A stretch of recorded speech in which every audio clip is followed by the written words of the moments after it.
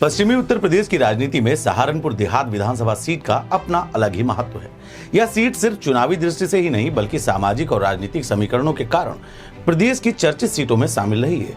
कभी हरोड़ा विधानसभा के नाम से पहचान रखने वाली यह सीट वर्ष 2008 के परिसीमन के बाद सहारनपुर देहात विधानसभा के रूप में अस्तित्व में आती है।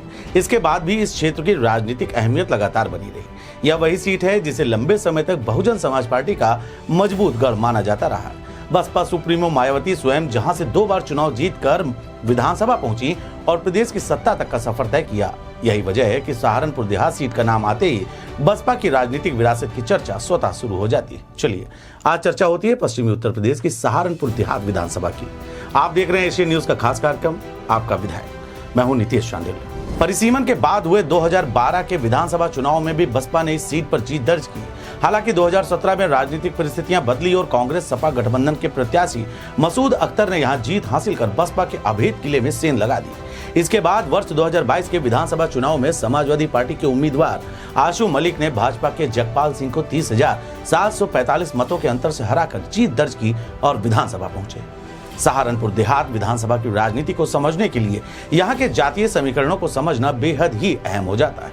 लगभग 3.5 लाख मतदाताओं वाली इस सीट पर करीब 1.25 लाख मुस्लिम मतदाता हैं। वहीं लगभग 1 लाख दलित मतदाता चुनावी परिणामों को प्रभावित करने की क्षमता रखते हैं। शेष मतदाता विभिन्न अन्य जातियों और समुदायों से आते हैं। जिस समय चुनाव थे 2022 में चुनाव के समय कितने वादे किए थे मौजूदा विधायक ने और कितने काम हुए हैं आपकी विधानसभा में? देखो काम अच्छे हुए हैं, काफी काम हुए हैं। हरियाणा में जनता रोड पे भी एक कब्रिस्तान वाली सड़क है जो इसका निर्माण है, काफी साल से ये रुकी हुई पड़ी थी। इसका निर्माण करा और 3-4 गलियां और भी बनवाई।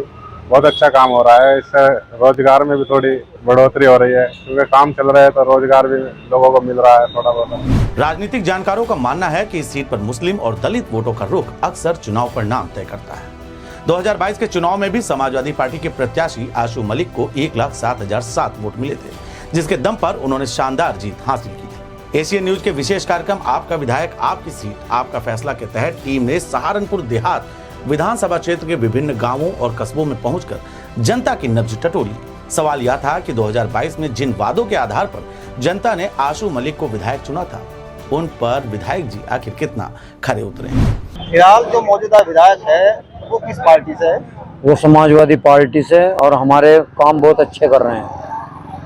उनके द्वारा जो 2022 में जब चुनाव हुए थे जी, कितने वादे किए गए थे और कितने वादों पर वो खरे जो उन्होंने वादे करे वो कम से कम 70% जो है पूरे हो चुके हैं और अच्छा काम कर रहे हैं। जो यहाँ 20 साल में किसी ने नई सड़क बनवाई वो उन्होंने अब की बार कब्रिस्तान और शमशान घाट की सड़क बहुत अच्छे से बनवा दी गई है। मुगल माजरा, चकहरेटी और अन्य क्षेत्रों में लोगों से बातचीत के दौरान बड़ी संख्या में स्थानीय नागरिकों ने विधायक के कार्यकाल को बहरहाल संतोषजनक बताया। कई लोगों ने क्षेत्र में विकास कार्यों, जनसंपर्क और उपलब्धता को उनकी सकारात्मक उपलब्धियों में गिना। वहीं कुछ लोगों ने अभी भी सड़क, रोजगार और मूलभूत सुविधाओं से जुड़े मुद्दों पर और अधिक काम की जरूरत बताई। मौजूदा विधायक ने कितने वादे किए थे और उनमें से कितनों पर खरे उतरे? मौजूदा विधायक ने 2022 में जो वादे करे थे उससे कहीं ज़्यादा उन्होंने काम करा है। और जैसे कि वर्तमान में अभी उन्होंने एक कब्रिस्तान और शमशान घाट वाला जो रोड बना कर दिया हमें, उस समय बहुत फ़ायदा हुआ और आने जाने वाले लोगों को बहुत फ़ायदा हुआ। उसके साथ और भी गांव जुड़े हुए जिन लोगों को आने जाने के लिए बहुत फ़ायदा हुआ। और जो लोग जिनके यहाँ इंतकाल या डेथ हो जाती थी उन लोगों को इतने कीचड़ में चलना पड़ता था, अब में लोग उस सड़क पर चलेंगे और उनके कपड़े भी साफ़ सुथरे रहेंगे। इनके कार्यकाल में रोजगार बढ़ा है या किस? देखो इनके कार्यकाल में रोजगार तो बढ़ा और भी ज्यादा बढ़ा क्योंकि उन्होंने विकास भी बहुत करे हैं। जब विकास होगा तो रोजगार भी बढ़ेगा। हालांकि बातचीत के दौरान एक बात तो स्पष्ट रूप से सामने आई कि वर्तमान समय में आशु मलिक की क्षेत्र में मजबूत पकड़ बनी हुई है और बड़ी संख्या में लोग उन्हें 2027 के चुनाव में भी मजबूत दावेदार मान रहे हैं। हुए थे तो उस समय जितने वादे किए थे उन्होंने काम करने के, तो उन कामों पर कितना खरा उतरे हैं? देखो जी, खरा तो यह है कि भाई हमारे गांव में उन्होंने 5-6 सड़कें बनवाई है और मेन तो यह है कि ये जमालपुर की जो रोड जाती है ये उन्होंने बनवा दी और किसमें काम लग रहा है। ये रास्ता खुर्द और सिंभाल का और जमालपुर, पाडली और सलेमपुर इन 4-5 गाँव को जोड़ता है। एक मिनी बाईपास है। ये उनका बहुत बहुत धन्यवाद है, उन्होंने ये रास्ता बनवा दिया। अभी 2-3 दिन के अंदर अंदर, 4 दिन के अंदर अंदर वो 2 बार आ लिए हमारे पास यहाँ पे। हमने उनको बोला विधायक जी हमारा ये सड़क भी बनवा दूसरी ओर की। उन्होंने हमें पूरा संतुष्ट किया कि भाई मैंने मेयर साहब को लेटर लिख दिया है और उस पर कार्रवाई हो रही है और बहुत जल्दी ही सड़क बनेगी। तो जनता कितना पसंद कर रही है? जनता तो इस टाइम 100% हरियाणा की तो जनता और जमालपुर की 4-5 गाँव की तो बिल्कुल पसंद कर रही है। साहब ये इतना गंदा रास्ता था, इसको चला नहीं जाता था। अच्छा, फिलहाल 2027 के चुनाव में क्या समीकरण है? देखो जी 2027 के चुनाव में भाई साहब विधायक तो वैसे यही सीट निकालेंगे, भगवान ने इनको टिकट दिया तो सीट तो नहीं निकलेगी। वरिष्ठ पत्रकार अतहर हुसैन का मानना है कि वर्तमान राजनीतिक माहौल भाजपा के पक्ष में दिखाई देता है और यदि चुनाव पूरी तरीके से माहौल आधारित हुआ तो भाजपा इस सीट पर मजबूत चुनौती पेश कर सकती है। लेकिन वह ये भी मानते हैं कि सहारनपुर देहात का चुनाव केवल माहौल से तय नहीं होता। उनके अनुसार यह सीट मुस्लिम और दलित बाहुल्य क्षेत्र की है। यदि दोनों समुदाय किसी एक राजनीतिक विकल्प के पक्ष में एकजुट होते हैं तो भाजपा के लिए जीत की राह कठिन हो सकती है। वहीं यदि वोटों का बिखराव होता है तो मुकाबले की तस्वीर पूरी तरीके से बदल सकती है। देहात विधानसभा सीट जो है, वैसे तो सभी पार्टियां इस सीट पर अपना पूरा जोर लगा रही हैं, लेकिन अगर समय में पीछे जाएं तो बसपा ने इस सीट पर सबसे ज़्यादा जीत हासिल की। 1996 की बात करें या सन 2002 की बात करें तो बहन कुमारी मायावती ने वहाँ से चुनाव लड़ा, वो वहाँ से जीती। उनके सिपे सलार जगपाल जी 2 बार चुनाव लड़े, वो वहाँ से जीते, जो फिलहाल अब बीजेपी में हैं। लेकिन अगर मौजूदा विधायक की बात करें तो मौजूदा विधायक आशू मलिक हैं और समाजवादी पार्टी से आते हैं वो। और अगर इस समय इस सीट पर देखें तो इस सीट के लिए हर पार्टियां पूरा जोर लगा रही हैं और कुछ पार्टियों के तो जो सर्वोच्च नेता हैं वो बार बार इस ज़िले में आ रहे हैं और इस ज़िले में उन नेताओं के आने से ये 99 कन्फर्म हो जाता है कि शायद ये सीट अब के बीजेपी के खाते में जाएगी।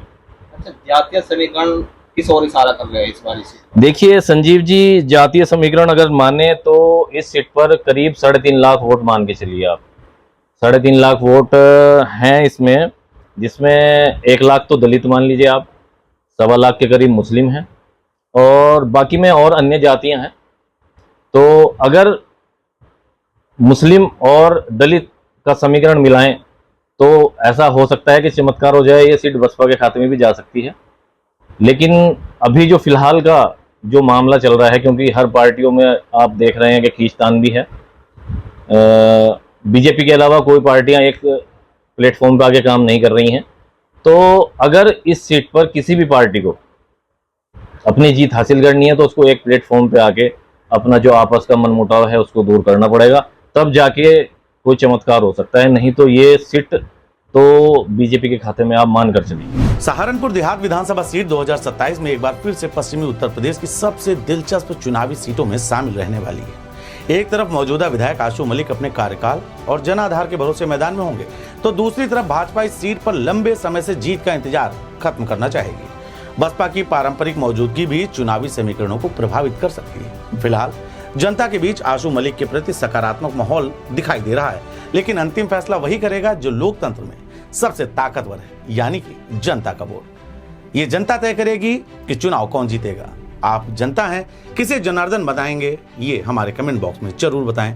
धन्यवाद। देखते रहिए एशियन न्यूज का खास कार्यक्रम आपका विधायक।